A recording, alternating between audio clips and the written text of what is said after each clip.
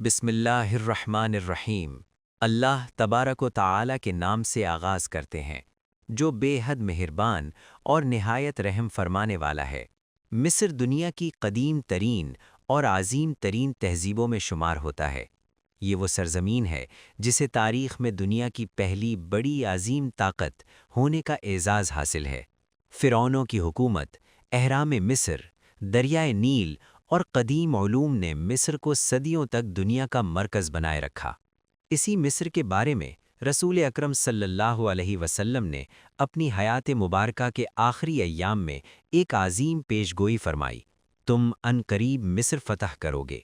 جب فتح کرو تو وہاں کے باشندوں کے ساتھ حسن سلوک کرنا، کیونکہ وہ تمہارے رشتہ دار ہیں۔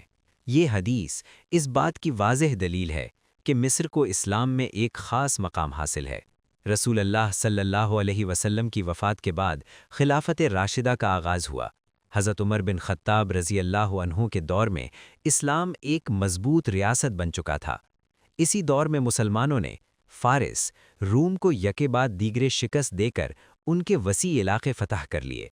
جب یہ فتوحات عروج پر تھیں تو اچانک مفتوحہ علاقوں میں ایک شدید وبا پھیل گئی جس نے مسلمانوں کی پیش قدمی کو عارضی طور پر روک دیا۔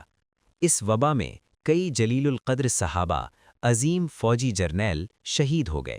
یہ وقت مسلمانوں کے لیے آزمائش کا تھا، لیکن اسی آزمائش نے نئی قیادت کو ابھرنے کا موقع دیا۔ حضرت عمر نے حالات کو دیکھتے ہوئے حضرت عمرو بن عاص رضی اللہ عنہ کو مسلمانوں کا سپہ سالار مقرر فرمایا۔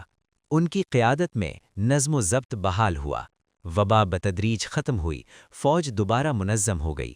جب حضرت عمر کو مدینہ میں حالات کی اطلاع ملی تو آپ خود حالات کا جائزہ لینے کے لیے شام روانہ ہوئے۔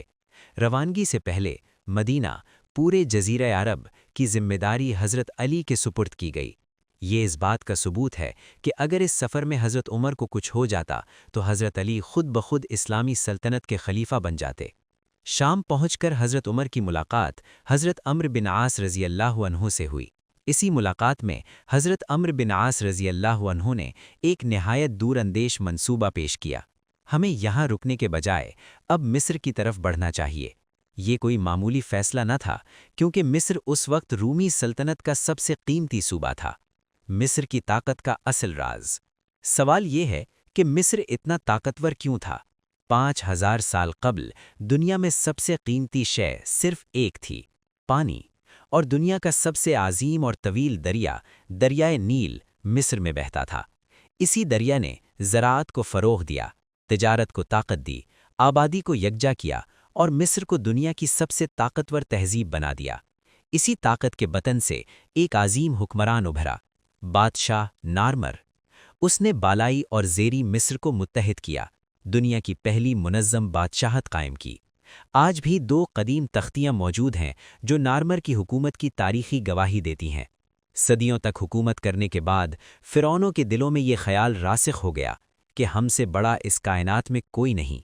یوں انہوں نے خود کو بادشاہ کے بجائے خدا کہنا شروع کر دیا، ایک ایسا مذہب ایجاد کیا جس میں نجات صرف فرعون کی غلامی سے مشروط تھی۔ بعد میں ایک نیا عقیدہ پیدا ہوا کہ وہی فرعون خدا ہے جس کا جسم مرنے کے بعد محفوظ رہے۔ یوں ممی بنانے کا عمل شروع ہوا، جسم سے دماغ اور اندرونی اعضاء نکالے گئے، جسم کو نمک میں محفوظ کیا گیا، تیل اور پٹیاں لپیٹ دی گئیں۔ ان ممیوں پر عظیم الشان عمارتیں تعمیر ہوئیں جو بعد میں اہرام کہلائیں۔ فرعون خوفو کا اہرام صدیوں تک دنیا کی سب سے بڑی عمارت رہا، لیکن یہ عظمت مصر کے لیے وبال بن گئی۔ اہراموں پر بے تحاشا دولت خرچ ہوئی جس سے معیشت کمزور ہوئی، عوام پر بوجھ بڑھا، زوال کے آثار نمایاں ہونے لگے۔ اسی دور میں مصر کی منڈی میں ایک غلام بچہ بکا، حضرت یوسف علیہ السلام۔ اللہ تعالیٰ نے انہیں مصر کا وزیر خزانہ پھر وزیر اعظم بنایا۔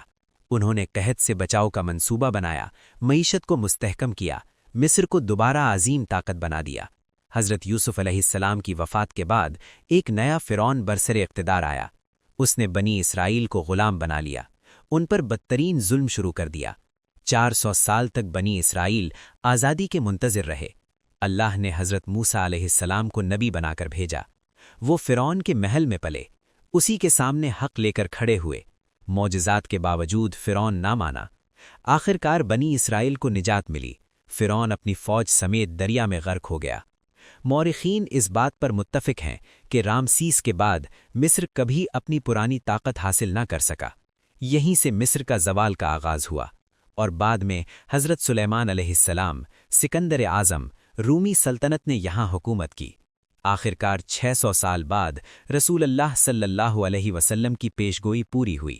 حضرت عمر کے دور میں مسلمان مصر کے دروازے تک پہنچ گئے، اور مصر اسلام کے زیر سایہ آ گیا۔